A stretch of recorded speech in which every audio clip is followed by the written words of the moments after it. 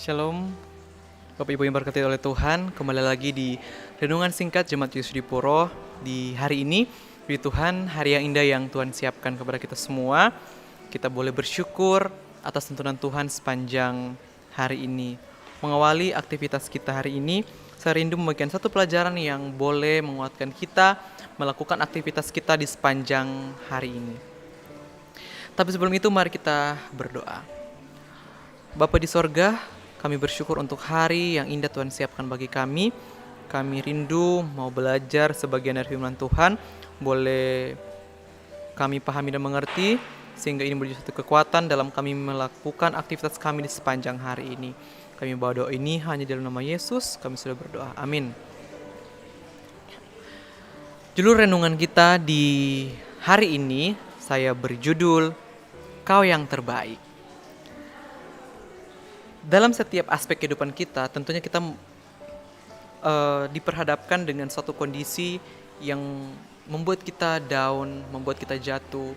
Dan di sini kita akan belajar bagaimana kita boleh mengenal siapa Tuhan kita, yang dimana mungkin sering kita menyakiti hatinya, menyakiti hati Tuhan, lewat perkataan kita, lewat tindakan kita.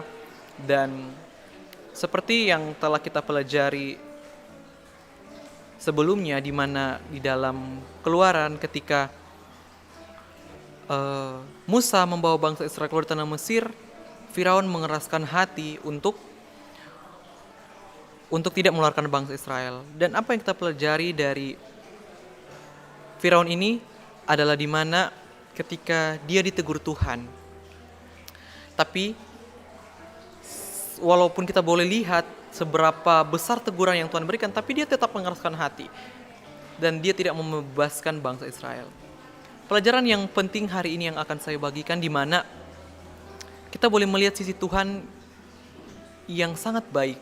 Kalau kita boleh lihat di cerita dari Firaun ini, ketika dia ditegur oleh Tuhan melalui 10 tula, dari tula pertama, air menjadi darah, itu ada satu mujizat yang kalau kita lihat di dunia sekarang ini secara langsung di saat ini, pasti bisa membuat kita, wow, luar biasanya Tuhan. Tapi apa yang terjadi oleh Firaun di situ?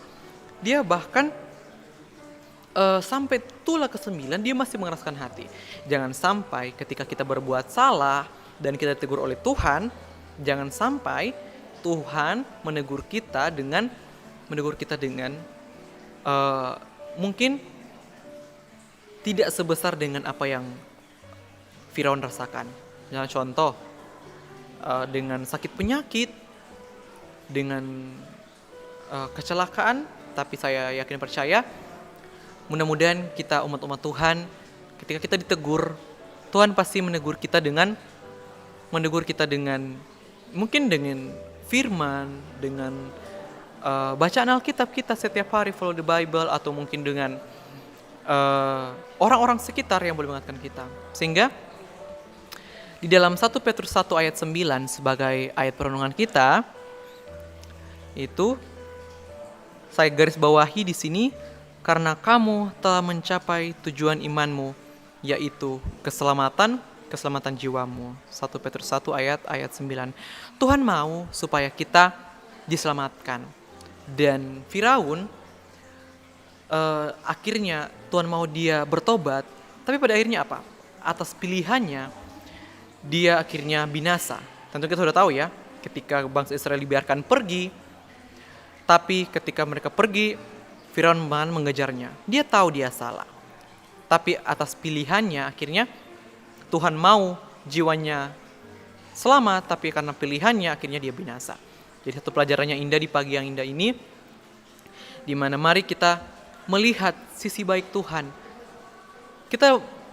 Saya juga sempat berpikir, Tuhan, kok orang-orang yang tidak setia, orang-orang yang tidak mengenal kebenaran, hidupnya enak-enak saja dibanding dengan kita yang dekat dengan Tuhan. Tapi ingatlah, keadilan Tuhan yang paling terbaik. Apa yang dia akan tanam, itulah yang dia akan tuai. Mungkin belum dirasakan sekarang, akan dirasakan ke depannya. Jadi satu harapan bagi kita umat-umat Tuhan, di mana kita boleh melihat kebaikan Tuhan. Tuhanlah yang terbaik. sebagaimana judul kita Kau yang terbaik. Tuhan ingin jiwa kita selamat. Tapi ingat, Tuhan memberikan kita kebebasan untuk memilih. Jadi pilihan kamu, pilihan kita semua, pilihan Bapak Ibu jemaat semua menentukan masa depan yang akan kita terima. Kiranya Tuhan memberkati kita semua. Saya berdoa dalam Yesus, amin.